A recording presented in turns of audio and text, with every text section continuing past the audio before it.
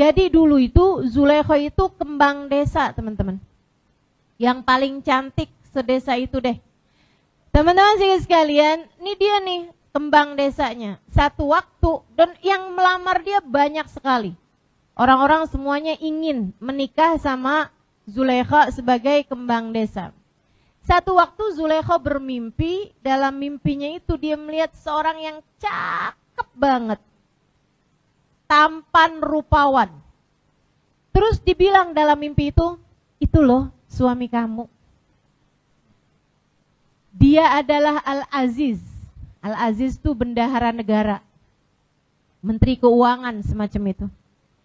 Akhirnya dia kebangun dari tidurnya dan sejak hari itu kalau ada yang melamar pertanyaan dia satu aja. Al-Aziz bukan yang melamar saya. Sampai kemudian hal tersebut kedengaran oleh Al-Aziz. Dia pun kemudian melamar. Cuman bedanya Al-Aziz yang ini itu agak tua. Mohon maaf ya, mungkin ya. Perutnya agak buncit. Begitu ya. Dan enggak tampan gitu. Sama sekali jauh dari bayangannya Siti Zulaikha. Dilamar. Jadi baru datang lamarannya aja, belum ketemu sama orangnya. Begitu dibilang, saya ini datang kemari untuk mewakili Al-Aziz melamar putri bapak gitu, pada bapaknya Zulaikha. Katanya Zulaikha, Al-Aziz iya, saya mau. Langsung diterima tuh lamarannya. Begitu pas akad ketemu, lah kok gak sama kayak di mimpi saya. Tapi udah terlanjur, maka menikahlah Zulaikha dengan laki-laki tersebut. Yang mohon maaf bukan cuman seperti yang tadi saya sampaikan, tidak tampan begitu ya, dan juga tidak semudah yang dia bayangkan. Ternyata juga mohon maaf kabarnya dia adalah seorang laki-laki yang tidak bisa sama perempuan, sama dengan impoten. Lengkap kan penderitaannya Zulaikha. Hingga satu waktu Al-Aziz ini membeli seorang budak dari pasar, kemudian merawatnya, membesarkannya di kayak semacam pavilion rumah gitu kan. Sebagai Al-Aziz dia punya istana yang sangat besar dengan rumah-rumah samping gitu, yang dihuni oleh ajudan-ajudan dan orang-orang beliau. Satu waktu Zulaikha ini pas lagi keluar dari rumah gitu ya, di halaman, dia ngeliat, lah cowok siapa tuh? Persis banget kayak di mimpi saya. Dia adalah Nabi Allah Yusuf alaihissalam. Teman-teman saudaraku sekalian, mulailah Zulaikha kemudian mau makan, ingat dia. Dari tatap mata turun ke, tuh hati-hati adik-adik. Hati-hati nih. Ini nih prosesnya hati itu ya. Pertama lihat gitu kan, kemudian terfitnah hatinya. Adik-adik saudara sekalian, jatuh cinta itu memang dari sananya gitu. Jatuh cinta itu memang takdir. Kita tuh nggak bisa milih mau jatuh cinta sama siapa. Tapi meneruskan rasa hati sesudah kamu jatuh cinta, itu yang ada dalam kendalimu. Yang ada dalam kendalimu. Jadi itu memang ujian dari Allah Subhanahu wa taala. Allah taruh rasa hati gitu.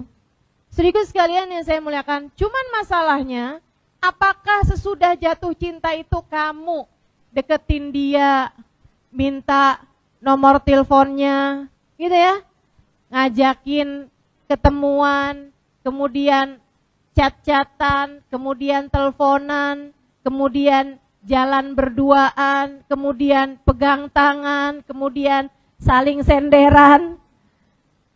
Itu semuanya adalah pilihan yang kamu memilihnya atau tidak gitu. Jadi adik-adik saudaraku sekalian, hati-hati. Jangan suka nyalahin, saya bisa apa kalau sudah takdir menentukan saya jatuh cinta padamu?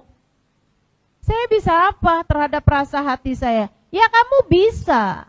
Rasa hati itu pertamanya memang dari Allah Subhanahu wa taala. Akan tetapi kamulah yang memutuskan Mau apa sesudah rasa hati itu datang dalam hatimu, Dek?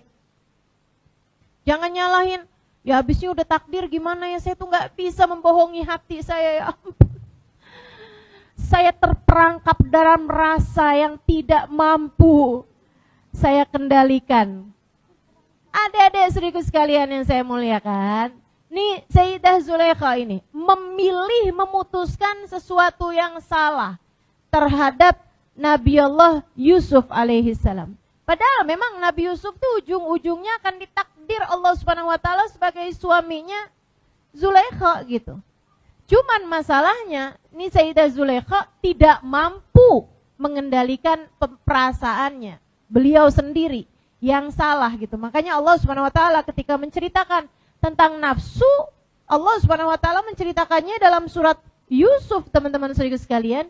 Katanya Zulaikha, ada juga yang mengatakan, ahli tafsir mengatakan bahwa itu adalah perkataannya Nabi Yusuf, wa ma ubarri'u nafsi innan nafsa la ammaratun bisu. Aku tak akan pernah membiarkan hawa nafsuku, sebab hawa nafsuku akan selalu mengajakku kepada keburukan. Gitu. Jadi kalau misalnya ada datang rasa jatuh cinta dalam hatimu terhadap seseorang, gitu kan, jangan kemudian kamu ikut-ikutin. Mungkin ini adalah jodoh saya, gitu kan. Akhirnya terus aja tuh kamu ikutin alurnya hati. Jangan, Dek, jangan. Bukan untuk itu kamu diciptakan Allah Subhanahu wa taala, bukan. Bukan. Kendalikan hatimu, kendalikan hatimu. Ustazah, kalau misalnya nggak pakai pacaran gimana mau menikah? Saya nikah nggak pakai pacaran. Oh, langsung yang ngantuk pada langsung berdiri nih.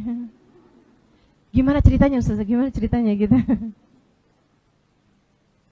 Saya nikah nggak pakai pacaran. Saya lihat muka suami saya sesudah akad nikah. Saya tahu muka suami saya, oh dia nih. Oke lah, untung cakep. Saya taunya sesudah menikah, dia juga begitu. Lihat muka saya, itu sesudah akad nikah gitu kan. Ya mau gimana lagi, gak bisa dibalikin. Masya Allah, ya udah terima ala kadar deh gitu kan.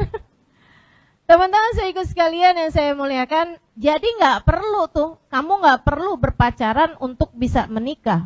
Lagian yang pada menikah-menikah, emang kamu nikah sama pacar? Atau kalaupun menikahnya sama pacarnya, emang itu pacar pertama? Kebanyakannya tidak. Maka yuklah jagain hati teman-teman sekalian. Sampai kemudian Zulaikha terfitnah gitu kan. Kan ceritanya begitu tuh.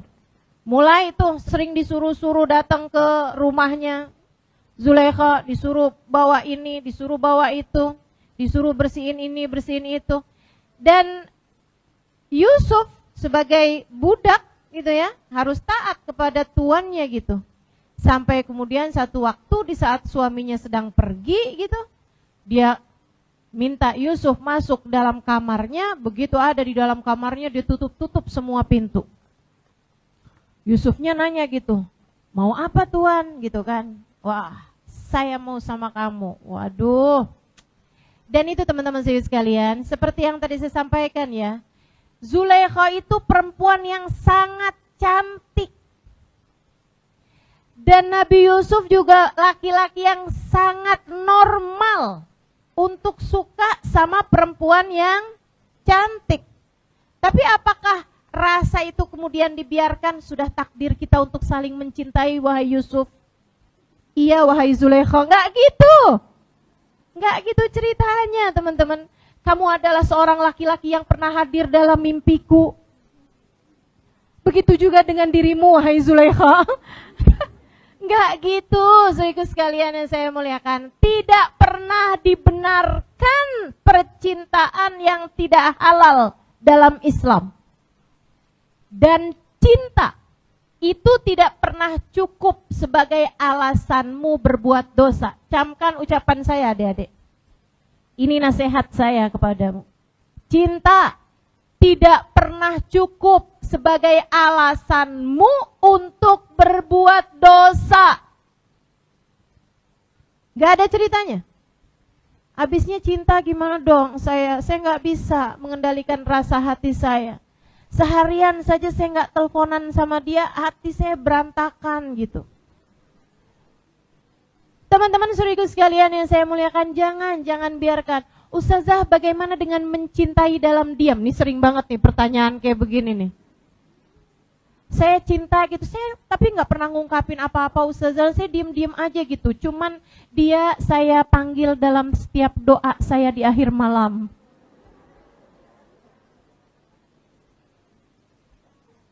Ngapain? Ngapain, Dek? Kalau memang dia jodohmu, dia akan datang kepadamu. Dan kalau bukan jodohmu, kamu mau doain jodohnya orang? Jangan ya, jangan. Gak usah pakai sebut nama orang. Teman-teman saudaraku sekalian saya muliakan. Lagi pula kamu bahkan tidak tahu apakah dia yang terbaik bagimu. Kamu gak tahu apakah dia adalah yang terbaik bagimu. Maka biarkan urusan jodoh sama halnya dengan urusan ajal. Biarkan Allah yang memberikannya kepadamu, sebab dia yang paling tahu yang terbaik untukmu. Sampai kemudian Nabi Yusuf bilang, ma'adallah, aku berlindung kepada Allah. Nabi Yusuf mau kabur, ditarik sama Siti Zulaikha sampai robek bajunya bagian belakang. Saat itulah suaminya ternyata buka pintu, dia datang. Mungkin ketinggalan handphone.